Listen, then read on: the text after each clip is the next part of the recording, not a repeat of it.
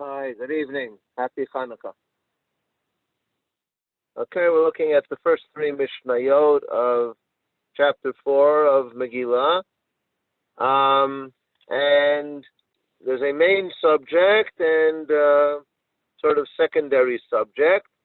We'll be seeing Bezrat Hashem next week that Mishnah 3 is a kind of swing Mishnah or transitional Mishnah that moves us from the first two Mishnayot to the rest of the chapter. The first two Mishnayot focus pretty single-mindedly on the reading of the Torah.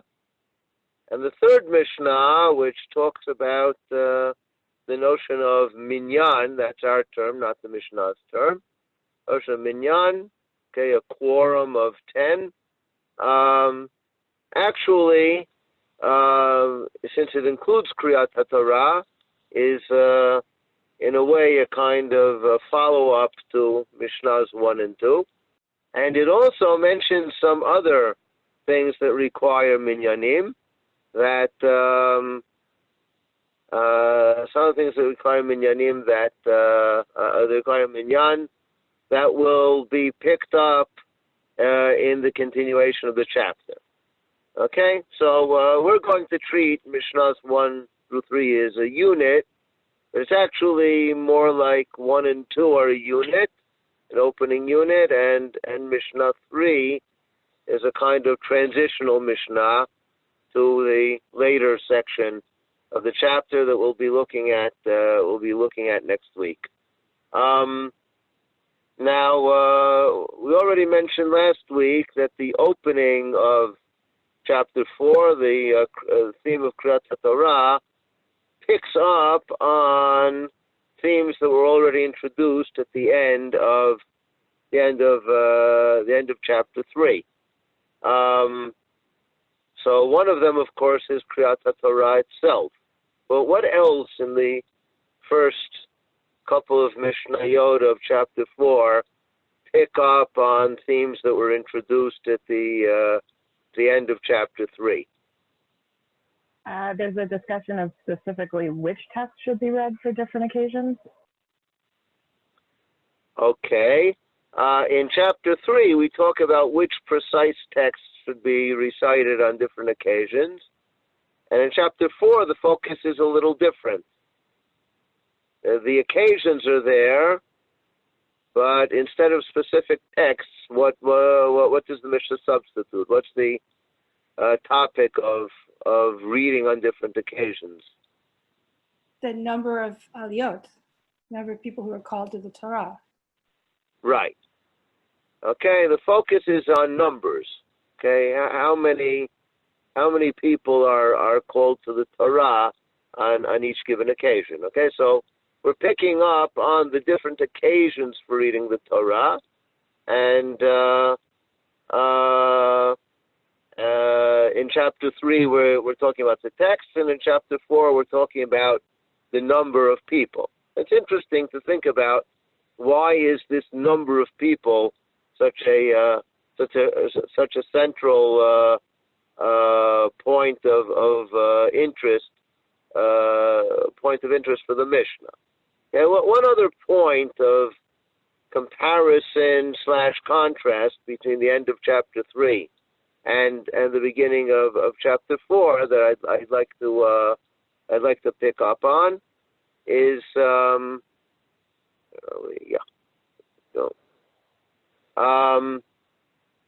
is that we talked about how in the end of Chapter 3 there are two different kinds of Torah readings that the Mishnah focuses on. Okay, one of the Torah readings is the regular, okay, the Monday, Thursday, Shabbat reading that takes place throughout the year, and the other is the special readings on different occasions. We talked somewhat about how these two interact, perhaps clash in some ways. In Chapter 4, we also have these two different. But the Mishnah does something different with these different kinds of readings. Instead of presenting them as two systems that sometimes clash and you have to decide which of them you're going to focus on, what the Mishnah does at the beginning of chapter 4 is to integrate them, right? You have an integrated system. On Monday, Wednesday, and Shabbat Mincha, we read 3. Rosh Chodesh, we read 4. On Yom Tov, we read 5, and so on. So you have an integrated system that starts with the regular readings. The regular reading is just the bottom of the totem pole here in terms of the numbers of people. Okay, so there's some continuity, but there's also some differentiation. There's some moving into a somewhat different way of perceiving these same building blocks. Okay, so having said that, I want to now focus on the elephant in the room, and that is the part of the beginning of chapter 4 that we just skipped over, namely The Megillah. the Megillah reading, right? What's that doing here, right? We already raised that question last time. Part of our discussion there was the chapter ordering, right? Whether this really does belong in chapter 4 the way we have it, or whether the way we have it in some versions, mostly influenced by the Bavli, that this is actually the 3rd chapter. Okay, and in discussing that, we also noted that the opening of the chapter, Megillat Megillah, is very reminiscent of The beginning of the second, chapter 2 of them. That's right. The beginning of the 2nd chapter also is Megillat Megillah, and that's perhaps one of the reasons why some people thought that this should be the follow-up to chapter 2. That way you have two chapters, 2 successive chapters with a similar opening. Yes, Elizabeth. But it's very similar to the opening of the Megillah, the whole Mishnah, right? It's just in the passive, but it's the same verb and the same object, isn't it? Doesn't Mishnah 1 begin in a very similar way? It's just Megillah Nikret. Megillah. Oh, you're talking about chapter 1, Megillah Nikret. Yes, there is a yes. Megillah Nikret and Megillat Megillah. Okay, obviously there's a closer bond between Megillat Megillah and Megillat Megillah, and you can also see something of a difference. Okay, in Megillah Nikret, the focus is on the text being read, and Megillat Megillah, you're focusing more on the process of the reading. Okay, which does in fact correspond to differences between chapter 1 and chapter 2. Okay, but in chapter 4, this opening just seems to be out of place, and as we noted, the way in which chapter 4 continues themes that were already presented at the end of chapter 3 does seem to indicate that this ordering of the chapters is correct. And we had other arguments for that as well. So if the ordering is correct, it just reinforces the question: what is this opening doing here at the beginning of chapter 4?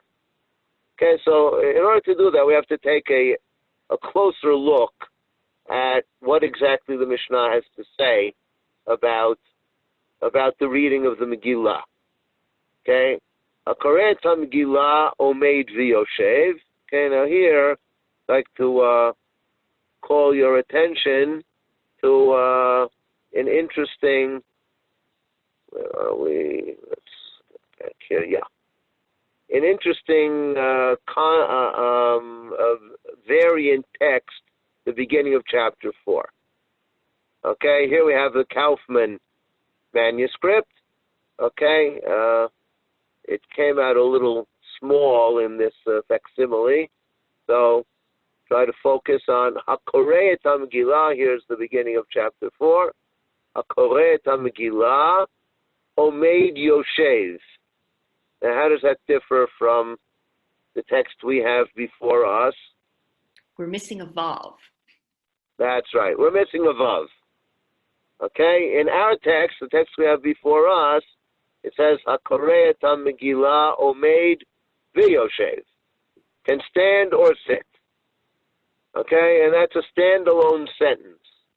Okay? Followed by two other halachot about reading the Megillah. Kra'ah echad, kra'u hashnayim yatzu. Okay, can be read by one or by two. Okay, either one person can read or two people can read. This raises a question, by the way, of whether these two people are reading it successively or together. Okay, are we talking about like two aliyot for reading the Megillah? You have one reader and then another.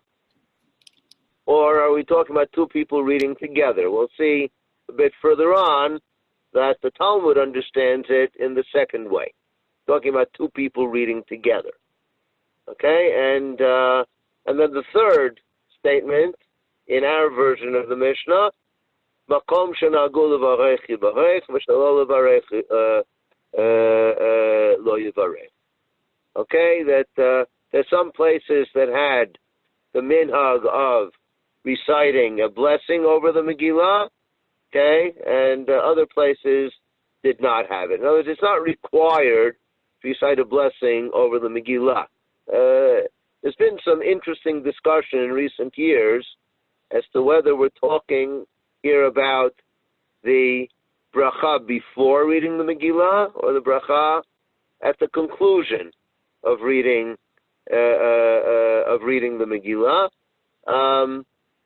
The classic understanding is that the bracha before reading the Megillah is required because it's a birkat ha-mitzvah, bracha recited over a mitzvot, and many mitzvot have brachot to precede them. So it wouldn't be appropriate for the Mishnah to be telling us that that's an optional bracha that depends on minhag, and rather the Talmud already indicates that it's only the bracha after reading the Megillah that's a matter of minhag. Today, that's also no longer a matter of minhag. It's been, universally accepted. But recently, it was suggested by a scholar, Professor David Henschke, that the Mishnah, in fact, does not know of a universal practice of reciting brachot before performing mitzvot, and that the Mishnah could in fact very well be talking here about the preliminary bracha. Okay, but be that as it may, for our purposes, as we'll see very shortly, it doesn't make all that much of a difference in terms of understanding what this passage is doing here. But let me come back now to the variant manuscript. Hakoreh et HaMegillah Omeid Yoshev, that doesn't sound very grammatical in Hebrew, right? Okay, the one who reads the Megillah stands, sits, okay, no vav in between. What might that mean? Okay, so it's not altogether clear, but it's been suggested by another scholar, suggested recently by Dr. Mordechai Sabato, that what the Mishnah, the way the Mishnah is supposed to read according to this variant is a person who reads the Megillah, whether standing or sitting, dash, kra'ah echad, kra'u hashnayim yatsu.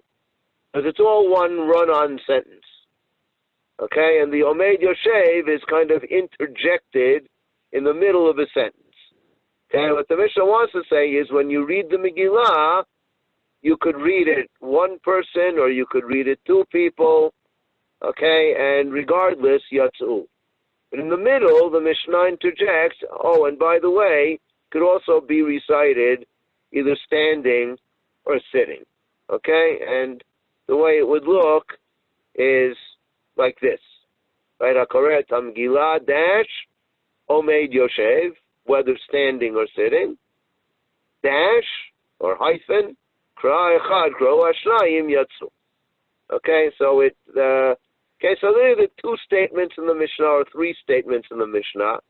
But even if there are two statements, the first statement has sort of along the way brought in an additional statement about, okay, no, without making a whole sentence out of it, but there is a kind of incidental statement that the Megillah can be recited standing or sitting.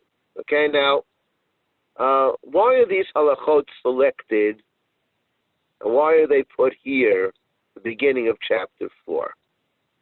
Okay, so if we take a look, just look at the right side of the chart here, okay, and let's see what the Mishnah continues with. Okay, let's start off with one person reads or two people read the Megillah. Then the Mishnah continues with Torah reading. What does the Mishnah say about Torah reading? How many people read the Torah? 3. A minimum of 3, right? Right. Could be 3, 4, 5, 6, or 7. Right? People who read the Torah. No such thing as 2 people reading the Torah. Right?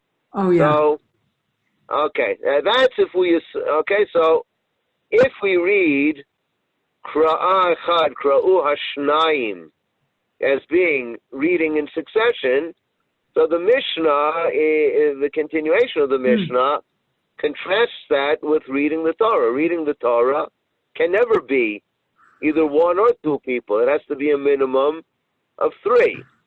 I mentioned to you earlier that the Talmud actually understands our Mishnah as people reading together.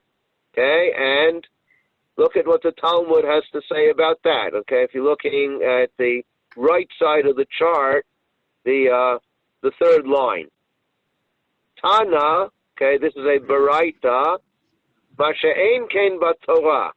When the Mishnah says that the Megillah can be read by 1 or by 2, the Torah can't be read in the same way. Okay? And it then continues, b'Torah echad koreh v'echad metargem. Okay?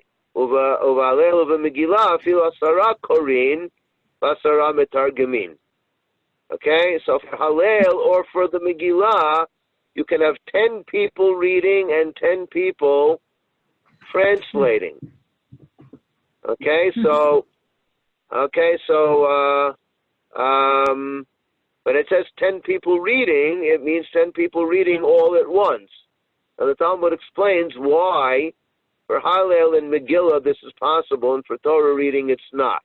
The Talmud's explanation is because anything that is chaviv, that people find literally friendly, okay, or inviting, these are things that even if you hear 10 people reciting them together, you can concentrate on all of them. You can hear all of them. Whereas the Torah reading is presented as something less inviting or less friendly.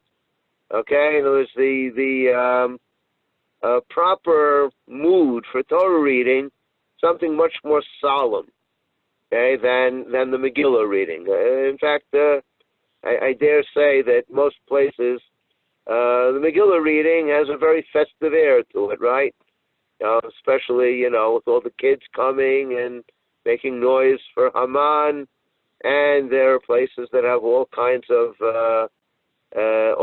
customs, to become popular in some places, to read the Megillah in different voices. Okay, so, sort of acting it out. And there's something very festive about the Megillah reading. So that I think is an outgrowth of the Talmudic expression chaviv.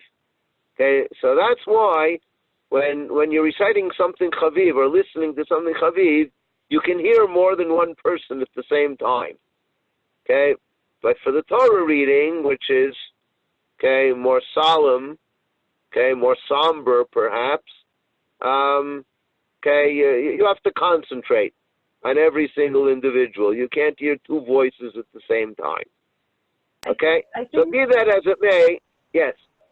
I think, isn't there something in Rosh Hashanah about how, because Megillah is like a special occasion, you only hear it once a year, it's also easier to have focus versus Torah? I think they talk about this, and there's a whole debate in Rosh Hashanah over whether you can hear like trumpets and shofar simultaneously, and they get in a discussion about Megillah as well.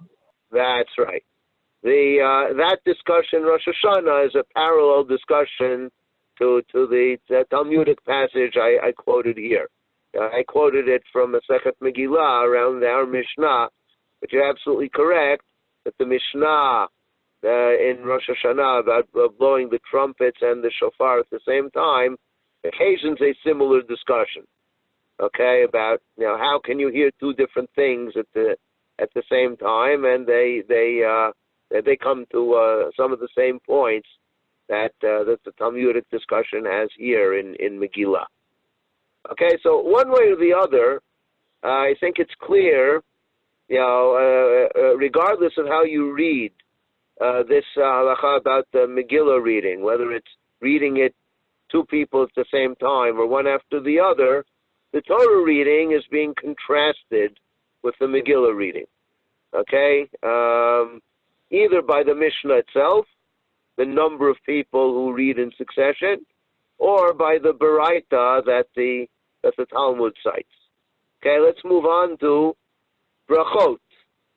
Okay, the last line. Rabbi, okay, excuse me. Megillah. Rabbi, excuse me. I have a question about that. Or I Yes. want to suggest that I had a completely different take on it. I thought it seemed to me by introducing the Megillah here right in the middle of all the information about the Torah reading was sort of elevating the reading of the Megillah, not kind of limiting it, but actually saying we're treating the Megillah reading basically almost with the same level of importance than as the Torah reading by even talking about it like this. Okay, that's an interesting suggestion, and in fact, you're in good company. We'll investigate that a little later. Okay.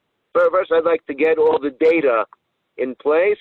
See what in fact the Mishnah is saying, and then we'll think a little further about the message, and we'll come back to your suggestion in that framework. Okay, so the last statement about Megillah reading is that there are some places that have the minhag of blessing and some that have the minhag of not blessing. And what does our Mishnah say very clearly about Torah reading?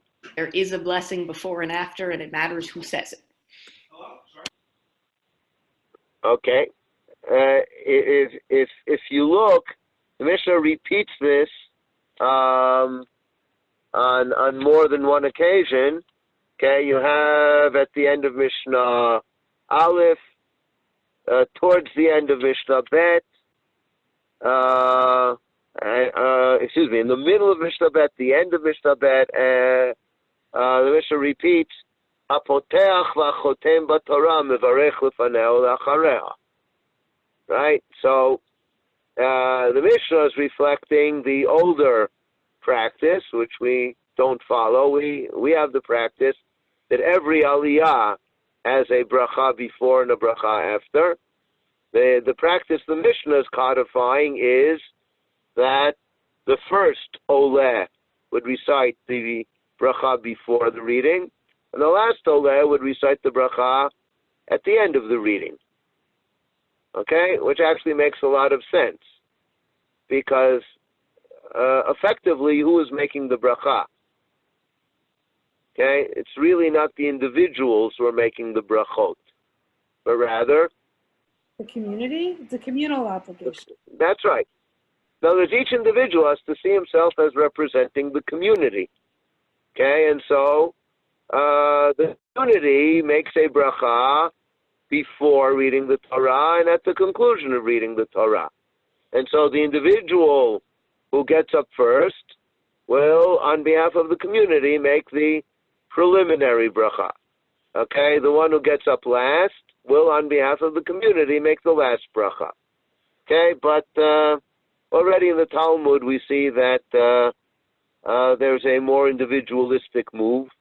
Part of the reason was, this is something that I'm sure no one is familiar with from their own experience, people walking in and out of shul in the middle of the Torah reading. And so for that reason, it was instituted that every Oleh should make his own two brachot, well, one at the beginning and one at the end. But be that as it may, the Mishnah makes it very clear that the Torah reading must have brachot. And in fact, the brachot over the Torah reading are perhaps almost as important as the Torah reading itself. It's as though the Torah reading has no real meaning unless there's a bracha at the beginning and a bracha at the end. That's what the Torah reading is all about. And the Megillah reading, on the other hand, the bracha is optional. You want to make it, make it. You don't want to make it, don't make it. Some places have this minhag, some places have that minhag. Okay, and in good Jewish style, there probably were places where there were conflicts over which minhag to follow, and that was the minhag. The minhag was to have a good row over the topic of whether or not you should make a bracha. Okay, in Megillah, basically, anything goes. Okay, and now let's go back to the first statement in the Mishnah about reading the Megillah. Reading the Megillah, you can read standing or sitting. What about the Torah reading? It doesn't say anything about the Torah reading. Right, the Mishnah doesn't say anything about it. That's correct. But again, let's look at the Talmud. Talmud said, Tana ma she'ein kein b'Torah. It's interesting, by the way, twice the Talmud has brought baraitot that clearly state, oh, what we just said about the Megillah, Torah reading is different. And I think that makes it very clear how these baraitot understood the purpose of the Mishnah. Okay? But first, let's take a look at what in fact halakha is about reading the Torah. Damar krav ata po amodi madi. Okay, when the Torah was originally given to Moshe, Moshe was told, come and stand here together with me. Okay, and Rabbi Abahu, the Amora Rabbi Abahu says, Ilmalei mikra katuv iafshar hayalo omro. Had this not been written in the Torah, no human being would ever have dared to make such an audacious statement. What is so audacious about God saying to Moshe, come and stand with me? It's as though he's saying that God himself is also standing. Okay, why is that audacious? I mean, on one level you can say that's audacious because God doesn't sit and God doesn't stand. Okay, of course, there are places in the Tanakh where God is described as sitting, right? Yeshayahu, the famous passage, okay, Yeshayahu's inaugural prophecy in Yeshayahu chapter Perek Vav, okay, says, Vayeret Hashem Yoshev al Kisei Ram V'Nisa. Okay, what we recite every Shabbat and Chag at the end of Sukkot. Yoshev al Kisei Ram V'Nisa. That's from Yeshayahu Perek Vav. So God is described as sitting. Okay, but Okay? It is true, we don't usually describe God as standing. Sitting, maybe yes. Standing, maybe not. Why? Why would it be easier to describe God as sitting than to describe God as standing? I feel like often when God is sitting, it's on like a throne, like there's sort of a malchut thing happening. Yeah, Susie, I didn't catch that. Yeah, sorry about that. I feel like usually when God is sitting, it's on like a throne. There's sort of an image of malchut that goes with it. It's not just God sitting casually. Yeah. Right, good. But sitting has a clear connotation. When God sits, he sits in judgment. For example, okay, so that's something that a king would do, that a ruler would do. Standing very often is a sign of respect for someone. Mm-hmm. Right? Think of all people, the Eglon, the king of Moab, described in one of the earlier chapters of the book of Judges, the book of Shoftim. Okay, Ehud Gerah, in order to assassinate him, he comes to him and he says, I have something secret to tell you. And then he says, Dvar Elohim li elecha, I have a divine message to tell you. And Eglon stands up. Okay, and Ehud seizes the opportunity to stab him, right? So, he stands up in order to receive a divine communication. Okay, that's what standing very often represents, right? Is to show respect. And I think that's what Rabbi Abahu has in mind here. Okay, Moshe is standing to show respect for God, but God is also standing. Why would he be standing? To show respect for Israel, perhaps? A very, very common sort of midrashic idea, okay, is that, God in some ways relates to Israel as Israel relates to God. It's a reciprocal relationship. It's not just that, we have this, overwhelming admiration and respect towards God. Okay, God also shows admiration and respect for Israel. Of course, sometimes he shows other things too. Okay, but that's part and parcel of God's relationship. And when God gives the Torah, he stands. This is an important event for him too. It's not just an important event for us to receive the Torah from him. It's perhaps in a way equally important to God to give us the Torah. So God stands. It's an important event. He wants to respect us. He wants to respect the event. And when he gives us the Torah, he stands. Okay? Now, there's another interesting aspect of this midrash, which is when a person reads the Torah, whose role is he reenacting? Every reading of the Torah is a kind of reenactment. Okay, this is what this midrash is suggesting, right? Yeah. That every reading of the Torah is a kind of reenactment of the giving of the Torah. And the reader, whose role is he playing? God. God's role. He's playing the role of God. And this, by the way, is my understanding as to why it is that that halachically a woman can read the Torah. There are most things that require a minyan, a woman can't perform. Okay? But even in the most traditional Orthodox halacha, woman can read the Torah. Whether she should or not is, a more debatable issue, okay, because of the famous kvod hatzibur problem, which we won't get into. But that if she reads the Torah, this would be a valid reading is clear from the Talmud. And I believe the reason is because the reader of the Torah is not representing the community. The reader of the Torah is representing God. Okay, now earlier I said that when you make the blessing on the Torah, you are representing the community. So it could be that the reader, in some sense, represents both. Okay, that's getting too deeply into this discussion for our current purposes. Okay, but I think it's an interesting thing to reflect upon. But be that as it may, for reading the Torah, standing is an integral part of reading the Torah. It's inconceivable that a Torah reader would not stand.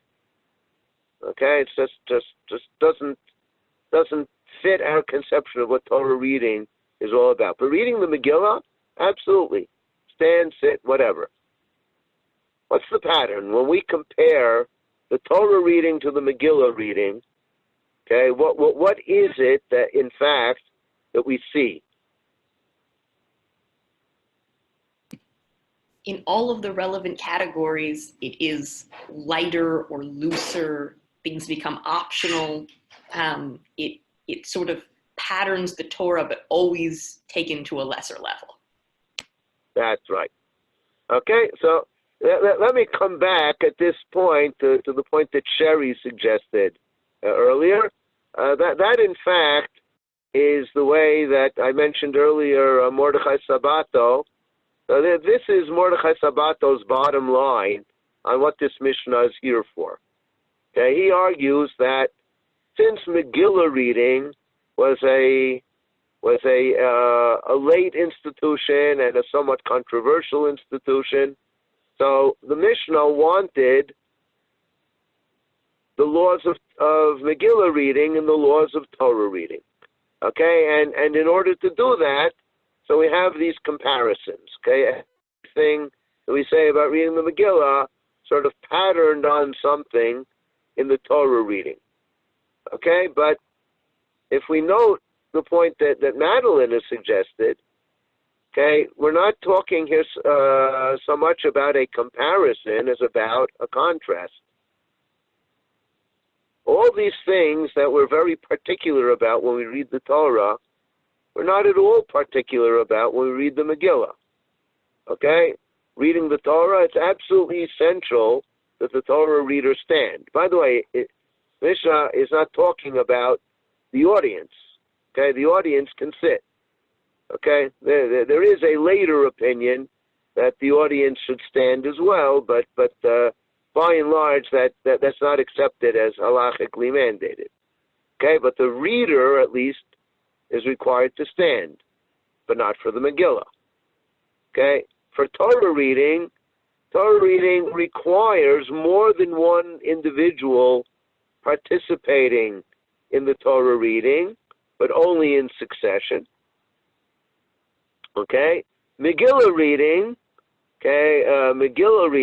can be done by one or by two, doesn't require any particular number, and when one person reads, if someone else reads along with him, that's acceptable. Okay, and similarly, in the Torah reading, the brachot are an integral part of the performance, both before and after.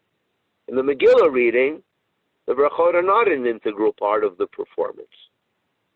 Okay, so it seems that the focus of the Mishnah is to tell us Megillah reading is not on the same level as Torah reading.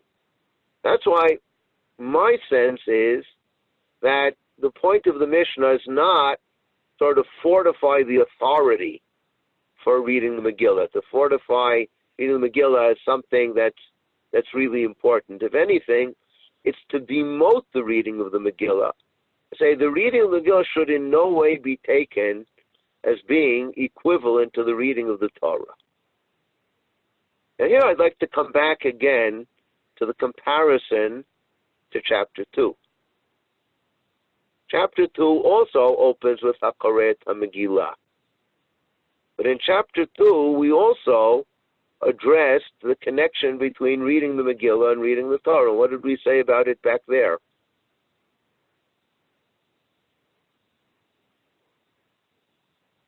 Well, it talks about reading. It said if they don't understand in Hebrew, you can read it in another language.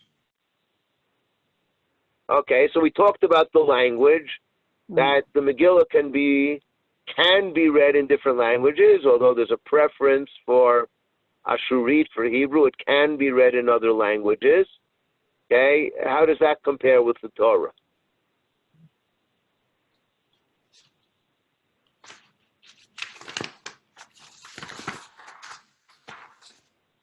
Well, in chapter 1, we saw that the Torah can be written in other languages, right?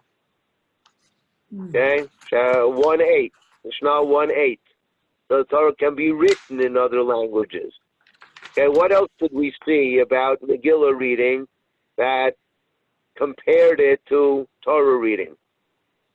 Back in chapter 2. How does the Megillah have to be written? It's got to be written in ink on parchment in the correct script, just in the same fashion as things like mezuzot Okay, and also tefillin. very similar to the Torah reading. So, if we put this together, okay, so chapters 2 and 4 have a similar opening, a Koret Megillah. But whereas in chapter 2 we focus on comparisons, okay, there's a certain flexibility regarding language. Okay, they have to be written in similar fashion using the same materials, the same script. Okay, chapter 4 focuses on contrasts. Okay, regarding not how the Megillah is written and not the substance of what you read, which is the language. Okay, if you look at some of the formal aspects of the reading, okay, some of the, let's call them ceremonial aspects of the reading, here we see that the Torah reading is a much more serious event than the Megillah reading. Okay, you have to stand, you have a certain number of people who have to be called, has to be read by one person at a time. Okay, you have to have blessings before and after. Megillah reading is a bit less stylized, a bit less clearly defined from a formalistic perspective. Okay, now what would be the point of focusing on that at the beginning of chapter 4? That's why the Megillah reading is being compared to the Torah reading. Okay, we've already discussed not only in terms of making it something serious, something that we take seriously, but we also discussed how both the Megillah reading and the Torah reading play an important role in structuring a community. Okay, the Torah is the focal point of the community. We saw that in particular in chapter 3, right, where the whole city, okay, the central spot in the city is where the Torah scroll is. Okay, and the way in which the community celebrates a festival is to read the Torah. Okay, the Torah is the mainstay of communal life. Okay, but in chapter 1, the Megillah gave important expression to the character of a different kind of community. Right? You had the Kfarim and the Ayarot and the Krachim, each different kind of community had a different date for reading the Megillah. So both the Megillah and the Torah play an important role in structuring and creating a communal structure. So why at the beginning of chapter 4 would the Mishnah be interested in contrasting the formal aspects of Megillah reading with the same aspects of Torah reading? Okay, I'm not sure I have. Yes, Elizabeth. Well, there's just been a lot about Torah reading. Like, there's been, you're going to return to it, you've got to continue the comparison, right? We've just gone through the special Torah readings, including the one for Purim. Yeah, I'm not hearing you very clearly. Don't worry about it.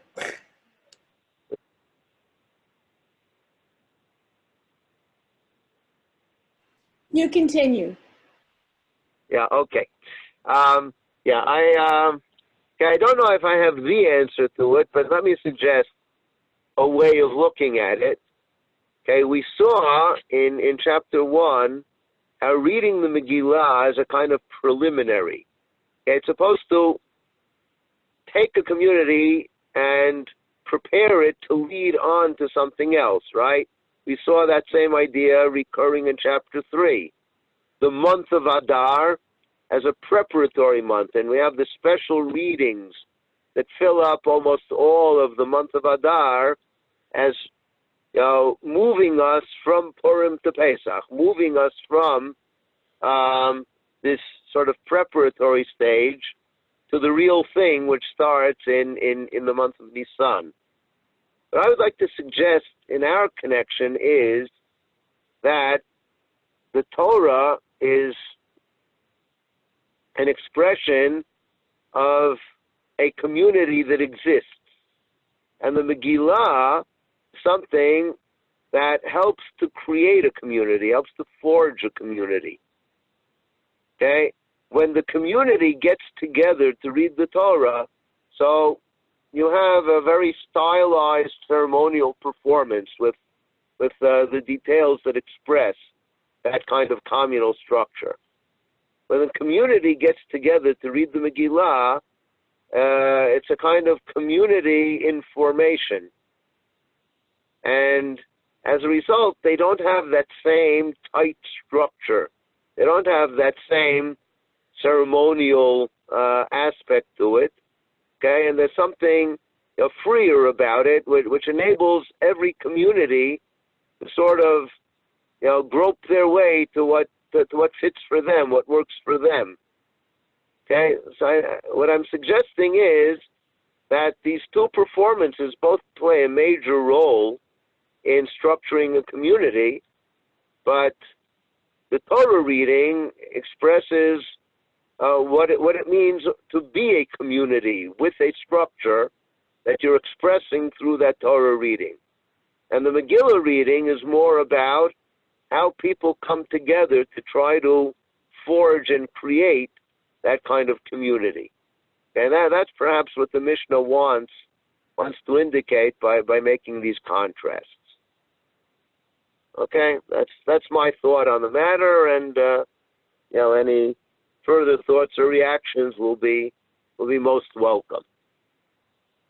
Okay, let's take a brief look now at the hierarchy of the readings. Okay, now I think it's interesting to point out that the list of festivals, just not only in chapter 3, there's also another list of festivals elsewhere in the tractate, a briefer list, in chapter 1. Okay, where is that? Are you talking about the Ein Bain section? That's right. Okay, the first of that whole Ein Bain collection is about Shabbat, Yom Tov, and Yom Kippurim. We'll take a closer look at that in just a bit. But I'd also like to note that chapter 1 and chapter 4 share something else. They both open with a series of ascending numbers. Chapter 1, Megillah is read on the 11th, 12th, 13th, 14th, or 15th.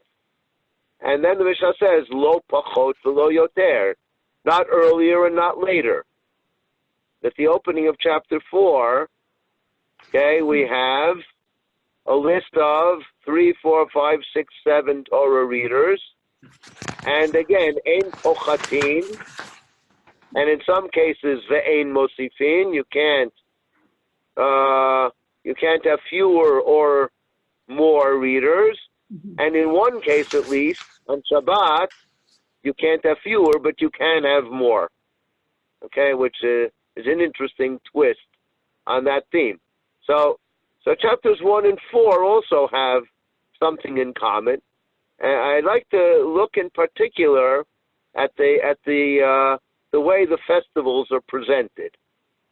Okay, in our chapter, the festivals are presented as a kind of hierarchy. Okay, and what governs the hierarchy? As you move up the ladder from 4 to 5 to 6 to 7, well, what are we expressing every time we have an additional reader? What are we expressing by adding another reader? The importance of the day. The importance, correct. And I would say something more than importance. Not only importance, but what else? Sanctity, perhaps? The sanctity, right? And let's remember, what is the source of sanctity in Am Yisrael? A sacred place is because it houses a Torah scroll. A sacred time because you read the Torah. And the more sacred the day, the more people will be called up to participate in that Torah reading. Right? So the additional reader, I think, is a very powerful expression of that additional sanctity.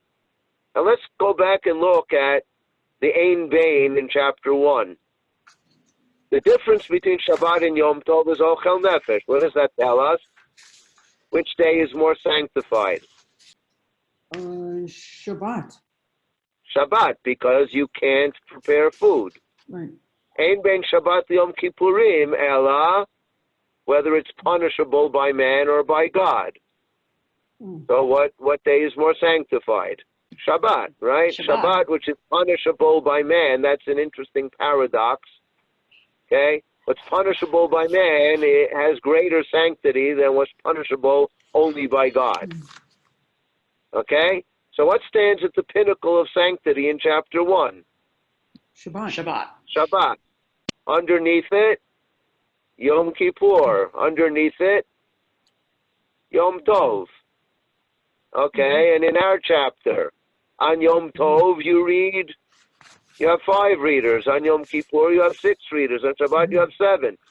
So these two Mishnayot, I think, are very much in dialogue with one another, right? And you see very clearly how the Torah reading gives expression to the sanctity of the day. In chapter 3, the Torah reading gave expression to the theme of the day. Okay? In chapter 4, the Torah reading gives us expression to the level of sanctity associated with the day. Okay? Let's move on now to Mishnah 3. Okay? Very fascinating Mishnah.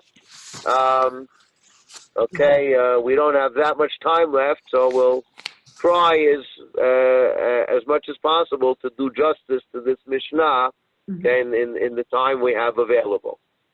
Okay, so we have the concept of minyan, okay, a quorum of 10.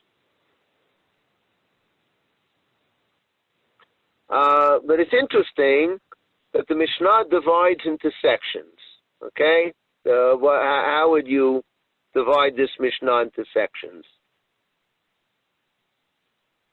The different things that require a quorum of 10. How would you divide it? Well, when I was thinking about it, I would divide the first section to end after Maftirin by Navi. Okay. Because they all have something to do with, communal prayer and liturgy. And then right. I would divide the second section going all the way through the next, 5 to Pachot Me'asara. And as you pointed out, the last clause is a total outlier, so I would leave that by itself. Right. Okay, so the very final part of the Mishnah, okay, is really a standalone. Okay, when it says B'karkaot Tisha v'kohen v'adam kayotze bahen, okay, that stands by itself. Let's bracket that for the time being, and just focus on the 2 lists of 5 items.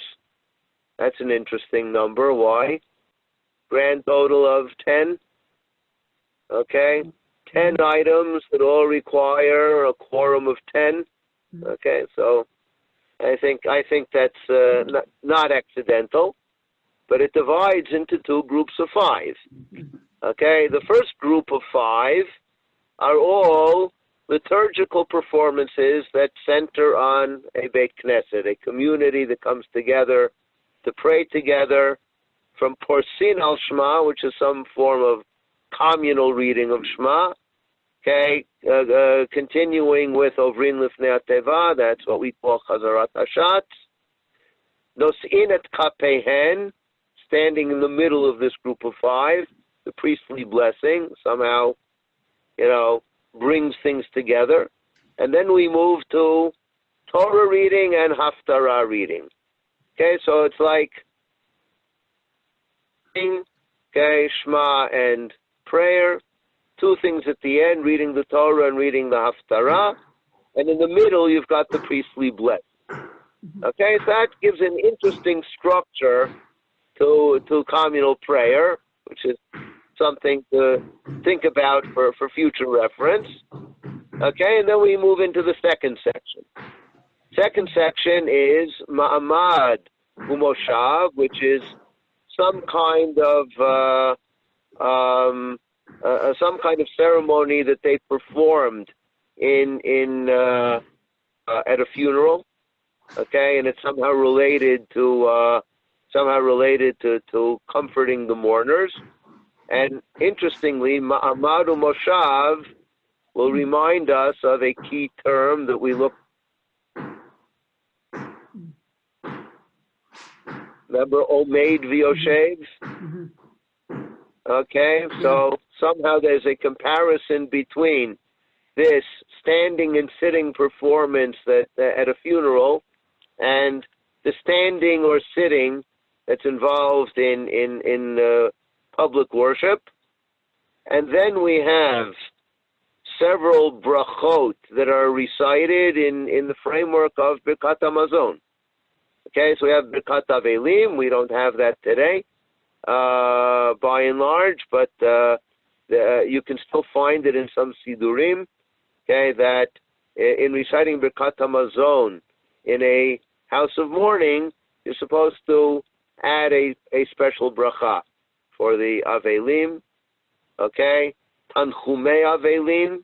Okay, is again some kind of communal performance of consoling the mourners.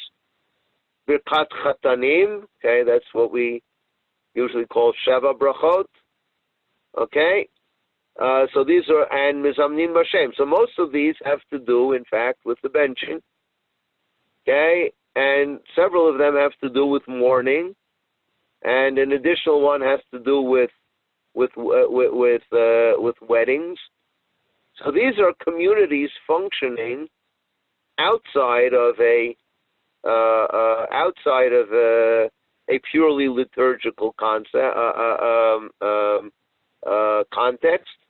right? Certainly not in a Beit Knesset. They're outside a Beit Knesset. Some of them in the home, some of them out in the public square, or even at a cemetery. Okay, and the question is, how would we understand the relationship between these 2 different functions of community?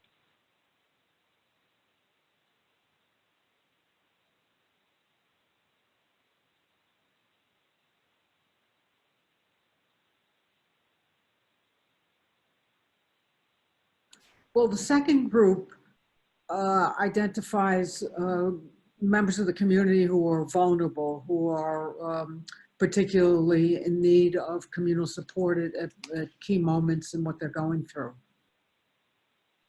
Okay, vulnerable applies to several of them. Some of them I wouldn't say are necessarily vulnerable. Okay, the ones that relate more to mourning would be the ones who are vulnerable, but let's say Birkat Chatanim.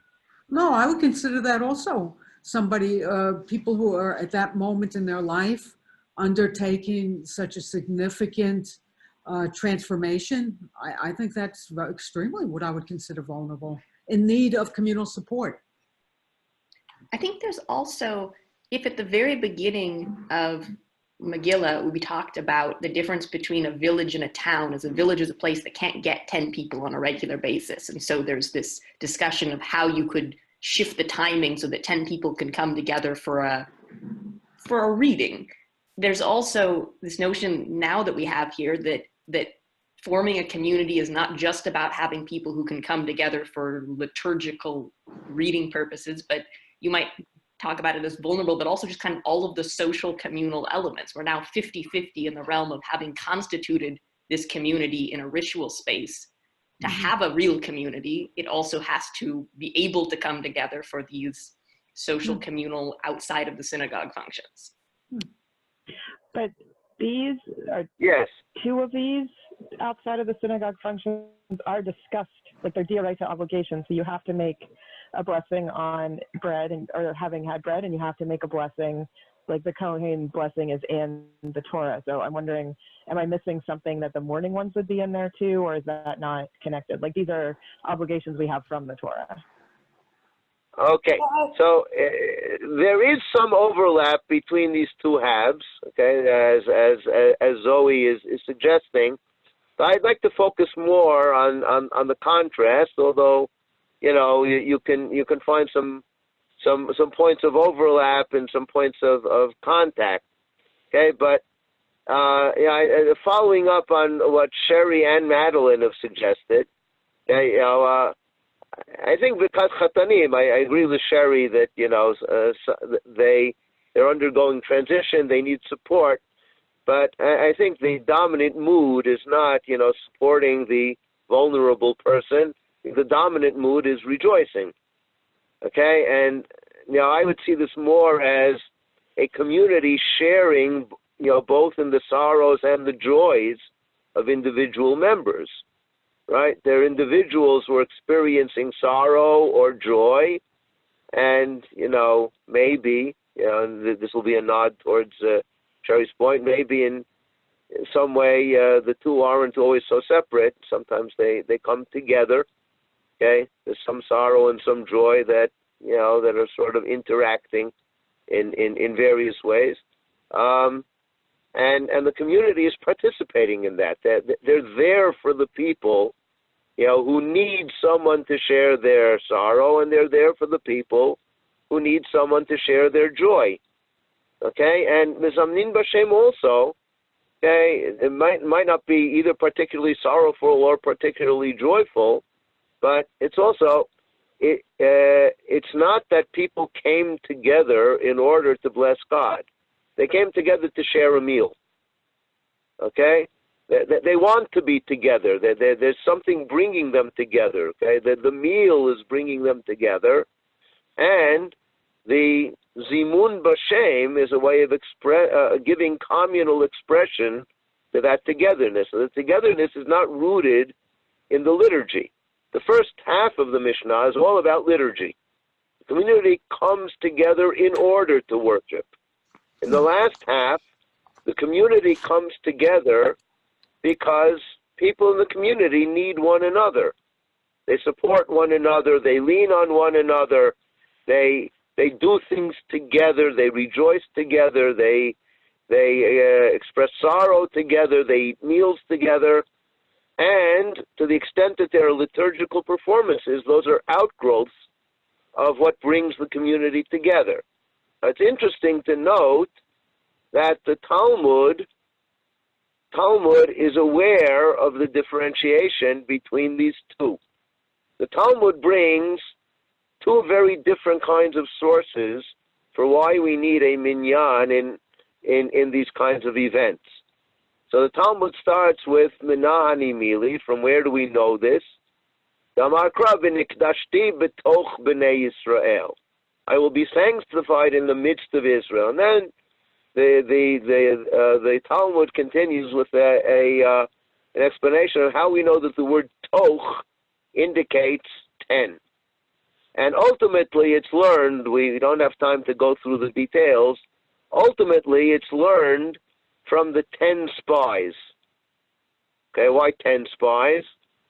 Because the spies that were called an Eidah were 10. Opposite the Eidah were another 2 spies, right? Yoshua and Kalev, okay, stood opposite the Eidah, okay, the evil Eidah that advised the people not to enter the land. Okay, so the Edah constitutes these 10.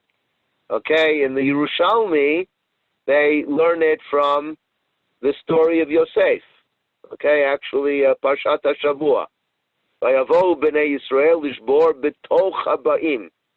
Okay, the children of Jacob, okay, of Israel, okay, of Jacob, came to Egypt in order to purchase amongst all the others. So there were 10 brothers who went down to Egypt. Joseph was there already. Benjamin didn't go down. Okay, and so there were 10. Okay, and it's interesting to think about, why these are the models for a minyan. I think the reason is because in both of these events, you have a group of 10 who represent the people as a whole. The 10 spies represent the people as a whole. And the 10 sons of Jacob represent the nascent nation of Israel, right? So, so these become the model for a community of 10. That's the model of V'niktashti. To sanctify the name of God, you have to have a community. And a community is defined by 10. That's the minimum number that can represent all of Am Yisrael. But interestingly, the Talmud gives a different explanation for Ma'amad Moshav and for Zimun Bashem. The Talmud's explanation is, Batzir me'asara, this is the highlighted words, Batzir me'asara lav orach ara. It is not mechubad, okay? It's good Yiddish for that, pasnisht. Okay, it's not respectful to do something like this with fewer than 10. You don't have a ceremony of standing and sitting in order to console the mourners unless you have a quorum. You have to have at least 10 people, otherwise it's just not respectful. It's not respectful to bench and say the name of God in benching without at least 10. Okay? Now, the interesting thing is, for the liturgical performances in the first half of the Mishnah, okay, so the source is proof texts from the Torah. How does a community worship God? Well, let's open up the Torah and see how God defines community. When we see how God defines community, then we'll know how he wants the community to worship him, or what kind of community is appropriate for worshiping him. So we learn how to worship God from opening up the Torah. But how do we learn how a community comes together to share joy and sorrow and communal meals? You don't learn that by opening up the Torah. From where do we learn that? Where does this idea come from? Less than 10 is not respectful. Where does that come from?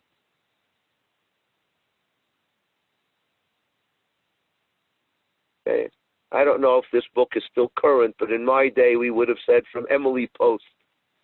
Okay, people still know who she was. Mm-hmm. Okay, the handbook of etiquette, right? Okay, that's where we got it from.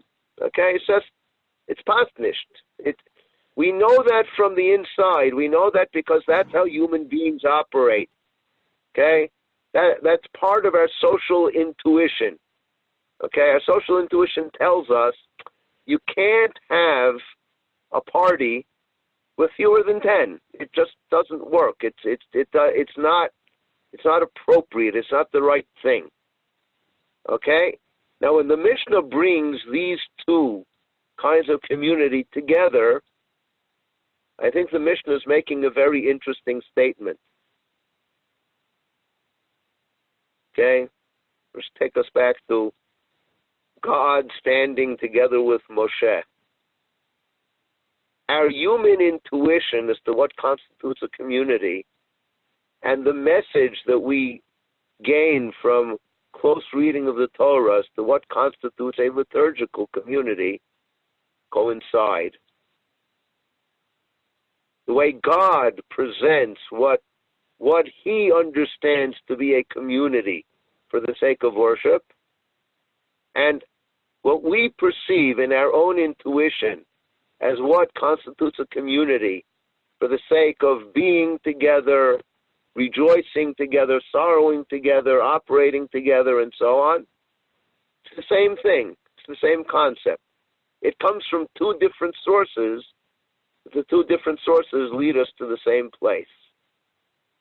And then the final statement in the Mishnah tells us that there's a third kind of community that also constitutes 10. And that's the community of the realm of Hekdesh, what belongs to the temple. Because neither of the two communities we were talking about is in the temple. One of them is in a synagogue, and one of them is just in communal interactions.